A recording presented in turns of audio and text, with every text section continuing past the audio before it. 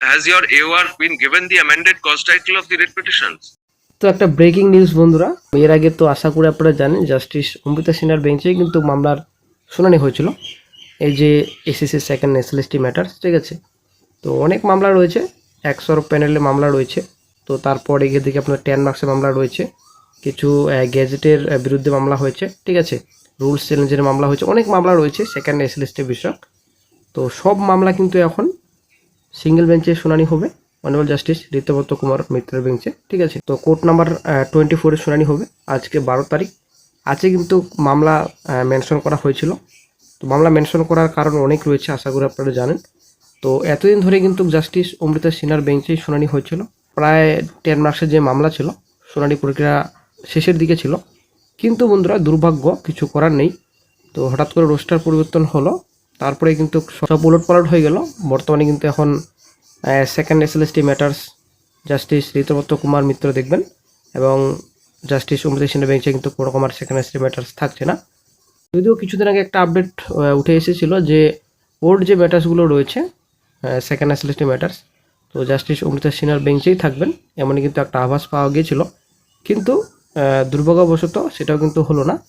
বর্তমানে কিন্তু জাস্টিস ঋতব্রত কুমার মিত্রই কিন্তু বর্তমানে এখন সেকেন্ড এসএলএসটি ম্যাটার্স দেখবেন।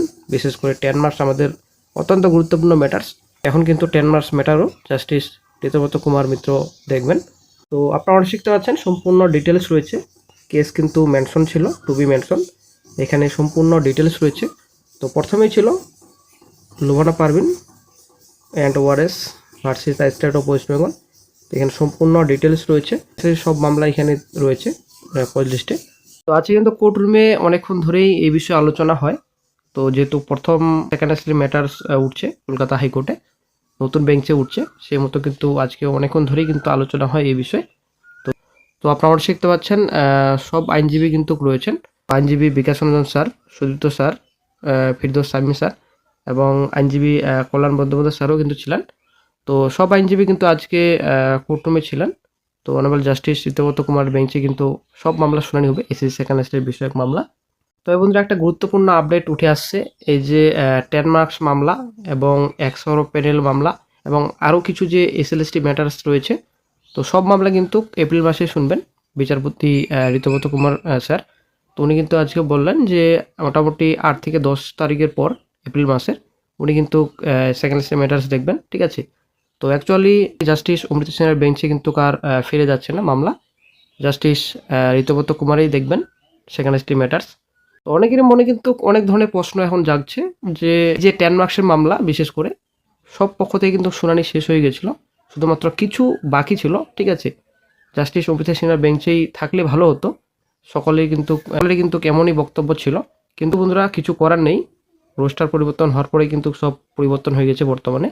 যদিও সবাই বর্তমানে ভাবছে এটা উচিত ছিল জাস্টিস অমৃতা সিনহার বেঞ্চেই 10 মার্কস বিষয়ে শুনানি হলে ভালো হতো, কারণ যেহেতু সব পক্ষ থেকে শুনানি কমপ্লিট হয়েছে এবং প্রায় মামলা কিন্তু জাজমেন্টের কাছাকাছি আসছিল, ঠিক আছে, কয়েকদিনের মধ্যেই হয়তো জাজমেন্ট হয়ে যেত।